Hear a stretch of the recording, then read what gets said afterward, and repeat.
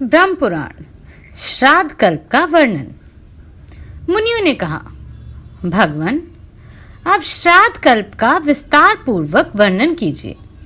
तपोधन, कब, कहाँ, किन देशों में और किन लोगों को किस प्रकार श्राद्ध करना चाहिए, ये बताने की कृपा करें। व्यास जी बोले, मुनिवरों सुनो, मैं श्राद्ध कल्प का विस्तार के साथ वर्णन करता हूँ। जब, जहाँ, जिन प्रदेशों में और जिन लोगों द्वारा जिस प्रकार श्राद्ध किया जाना चाहिए वह सब बतलाता हूँ। अपने कुलोचित धर्म का पालन करने वाले ब्राह्मण, क्षत्रिय और वैश्यों को उचित है कि वे अपने अपने वर्ण के अनुरूप वेदोक्त विधि से मंत्रोच्चारण पूर्वक श्राद्ध का अनुष्ठान करें। स्त्रियों और शूद्रों को ब्राह्मण की आज्ञा के अनुसार मंत्रोच्चारण के बिना ही विधिवत श्राद्ध करना चाहिए। उनके लिए अग्नि में होम आदि वर्जित है। पुष्कर आदि तीर्थ, पवित्र मंदिर, पर्वत शिखर, पावन प्रदेश, पुण्य सलीला नदी, नद, सरोवर, संगम, 7 समुद्रों के तट, लिपे पुते अपने घर, दिव्य वृक्षों के मूल और यज्ञ कुंड, ये सभी उत्तम स्थान हैं। इन सब में श्राद्ध करना चाहिए। अब श्राद्ध के लिए वर्जित स्थान बतलाता हूँ।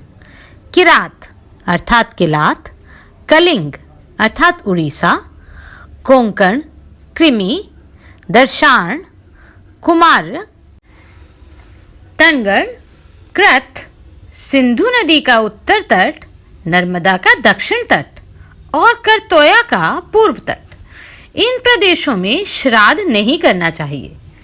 प्रत्येक मास की अमावस्या और पूर्णिमा को श्राद्ध के योग्य काल बताया गया है। नित्य श्राद्ध में विश्व देवों का पूजन नहीं होता। नैमित्तिक श्राद्ध विश्व देवों के पूजन पूर्वक होता है। नित्य, नैमित्तिक और काम्य, ये 3 प्रकार के श्राद्ध माने गए हैं। इन तीनों का प्रतिवर्ष अनुष्ठान करना चाहिए। जात कर्म आदि संस्कारों के अवसर पर अभ्युदयक श्राद्ध भी करना उचित है। उसमें युगम ब्राह्मणों को निमंत्रित करने का विधान है। अभ्युदयिक श्राद्ध माता से आरंभ होता है। जब सूर्य कन्या राशि पर जाते हैं तब कृष्ण पक्ष के 15 दिनों तक पार्वण की विधि से श्राद्ध करना चाहिए। प्रतिपदा को श्राद्ध करने से धन की प्राप्ति होती है। द्वितीय संतान देने वाली है। तृतीया पुत्र प्राप्ति की अभिलाषा पूर्ण करती है। चतुर्थी शत्रु का नाश करने वाली है। पंचमी को श्राद्ध करने से मनुष्य लक्ष्मी को प्राप्त करता है और षष्ठी को श्राद्ध करके वह पूजनीय होता है। सप्तमी को गणों का अधिपत्य, अष्टमी को उत्तम बुद्धि, नवमी को स्त्री, दशमी को मनोरथ की पूर्णता और एकादशी को श्राद्ध करने से मनुष्य संपूर्ण वेदों को प्राप्त करता है। द्वादशी को पितरों की पूजा करने वाला मानव विजय लाभ करता है। त्रयोदशी को श्रद्धा सहित श्राद्ध करने वाला पुरुष संतान वृद्धि, पशु, मेधा, स्वतंत्रता, उत्तम पुष्टि, दीर्घायु अथवा ऐश्वर्य का भागी होता है। इसमें तनिक भी संदेह नहीं है। जिसके पितर युवावस्था में ही मृत्यु को प्राप्त हुए अथवा शस्त्र द्वारा मारे गए हों, वे उन पितरों को तृप्त करने की इच्छा से चतुर्दशी तिथि को श्रद्धा पूर्वक श्राद्ध करे।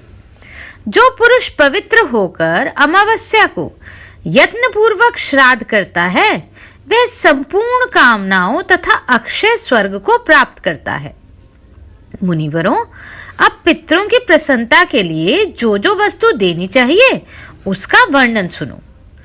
जो श्राद्ध कर्म में गुड़ मिश्रित अन्न, तिल, मधु अथवा मधु मिश्रित अन्न देता है उसका वह संपूर्ण दान अक्षय होता है।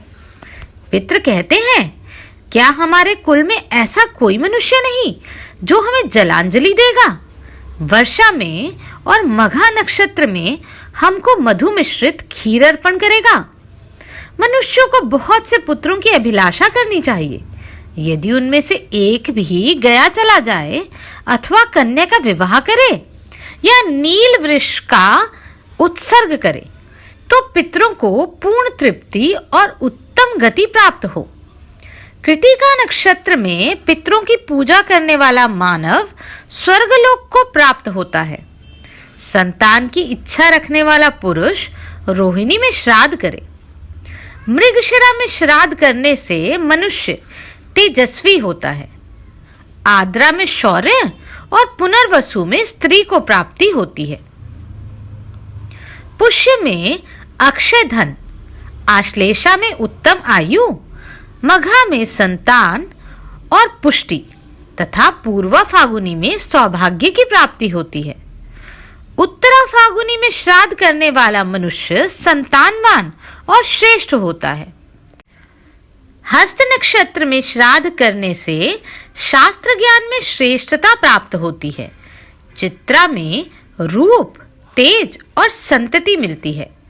स्वाति में श्राद्ध करने से व्यापार में लाभ होता है। विशाखा पुत्र की अभिलाषा पूर्ण करने वाली है। अनुराधा में श्राद्ध करने से चक्रवर्ती पद की प्राप्ति होती है।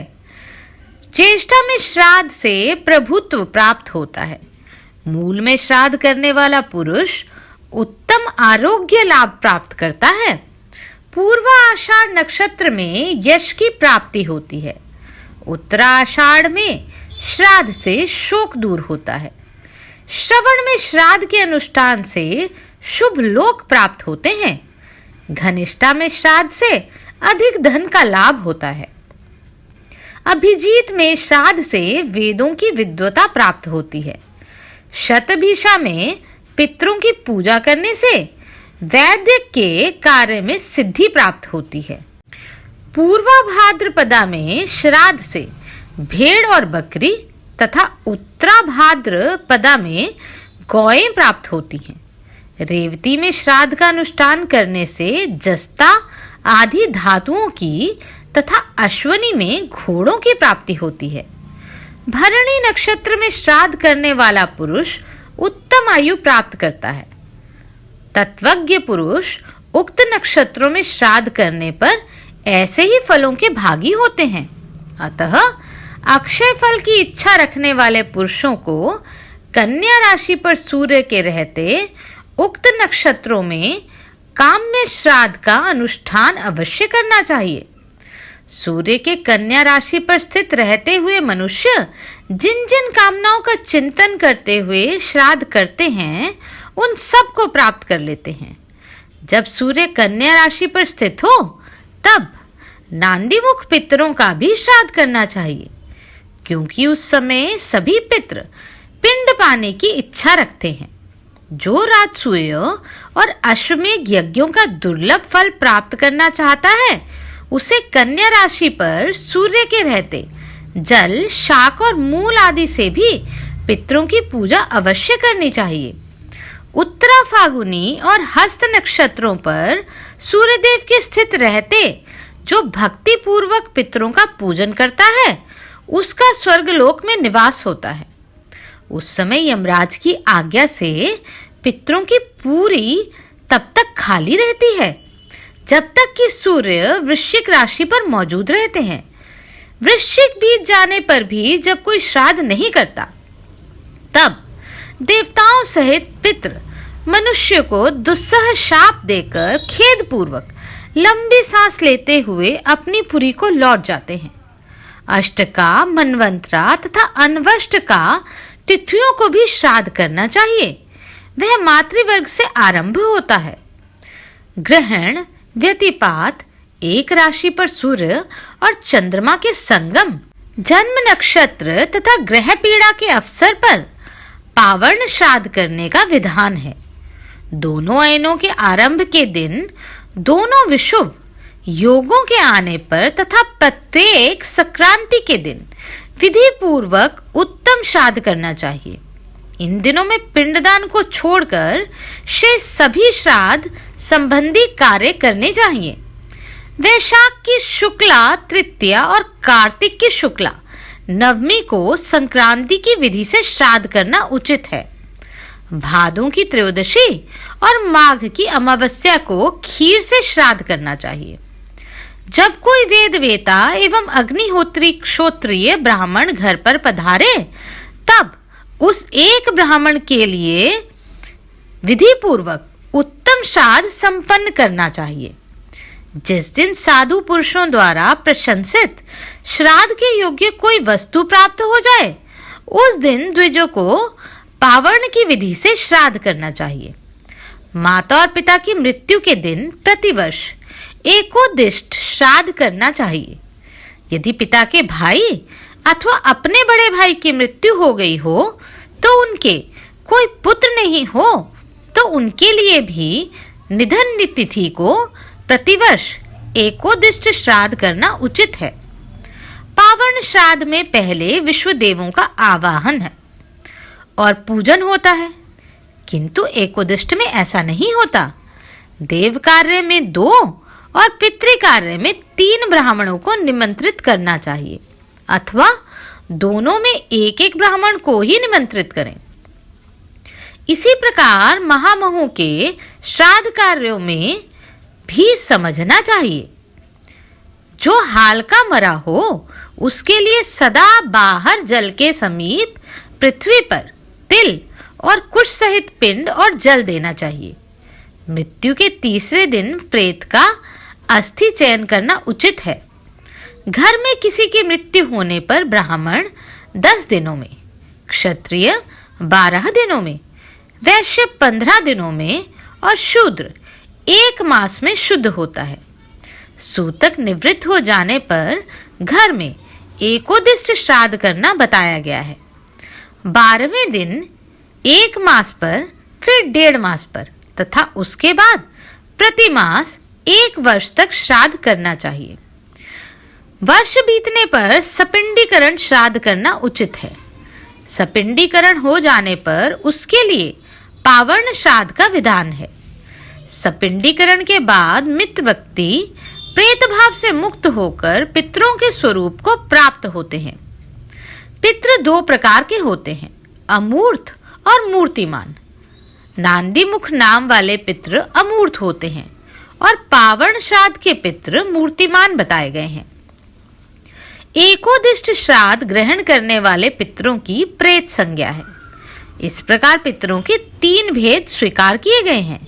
मुनियों ने कहा, द्विज श्रेष्ठ, मरे हुए पिता आदि का सपिंडीकरण श्राद्ध कैसे करना चाहिए, यह हमें विधि पूर्वक बतलाइए।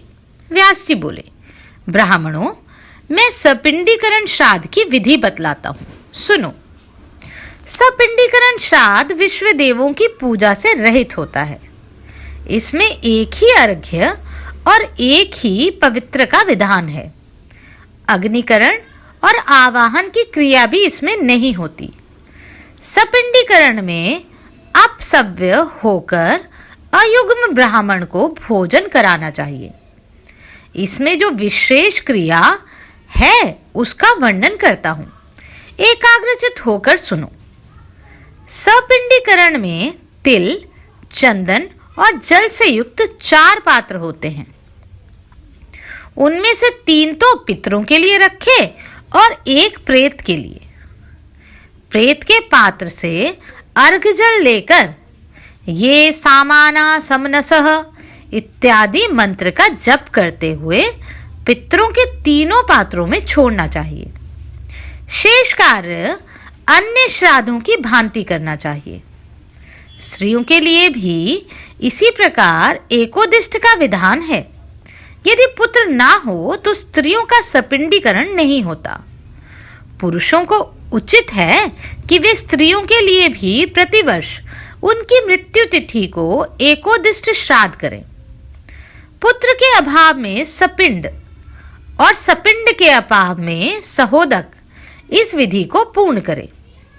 जिसके कोई पुत्र ना हो उसका श्राद्ध उसके दौहित्र कर सकते हैं।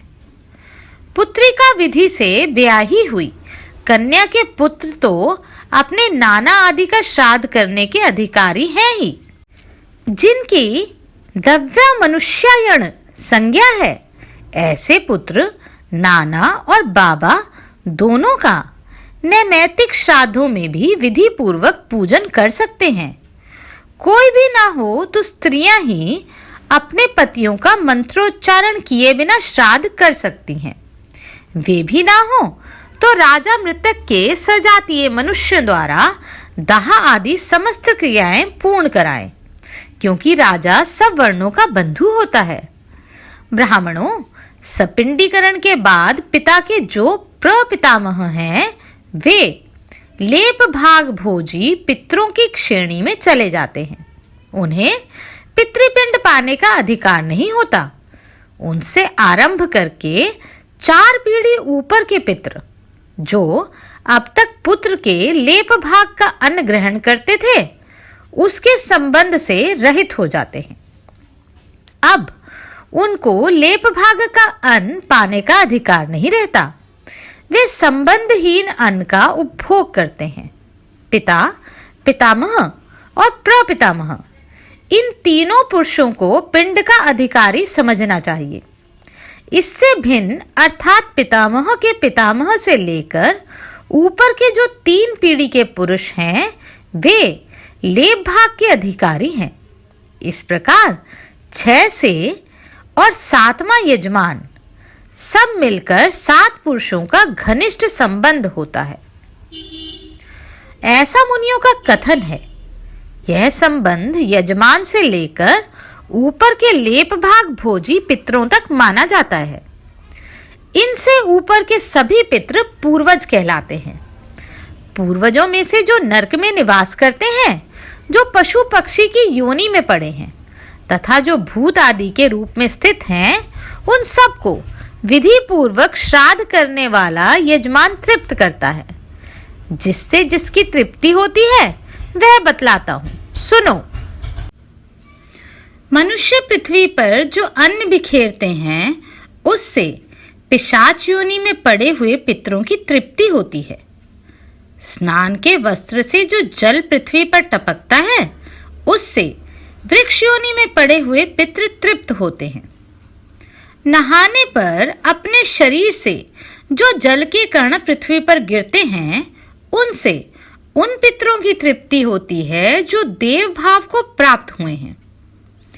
पिंडों के उठाने पर जो जल के कण पृथ्वी पर गिरते हैं, उनसे पशु पक्षी की योनि में पड़े हुए पितरों की तृप्ति होती है। कुल में जो बालक दांत निकलने के पहले दाह आदि कर्म के अनधिकारी रहकर मृत्यु को प्राप्त होते हैं, वे सम्मार्जन के जल का आहार करते हैं।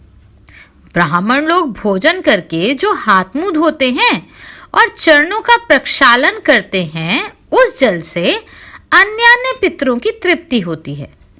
ब्राह्मणों, इस प्रकार विधि पूर्वक श्राद्ध करने वाले पुरुषों के जो पितर दूसरी योनियों में चले गए हैं, वे भी यजमान और ब्राह्मणों के हाथ से बिखरे हुए अन्न और जल के द्वारा पूर्ण तृप्त होते हैं। मनुष्य अन्यायोपार्जित धन से जो श्राद्ध करते हैं, उससे चांडाल आदि योनियों में पड़े हुए पितरों की तृप्ति होती है।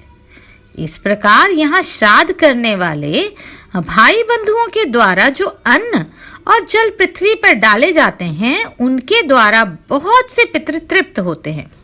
अतः मनुष्य को उचित है कि वह पितरों के प्रति भक्ति भाव रखते हुए शाक मात्र के द्वारा भी विधि पूर्वक श्राद्ध करे। श्राद्ध करने वाले लोगों के कुल में कोई दुख नहीं भोगता। श्राद्ध का दान संयमी, अग्निहोत्री, शुद्ध चरित्र, विद्वान एवं विशेषतः क्षोत्रिय ब्राह्मण को देना चाहिए।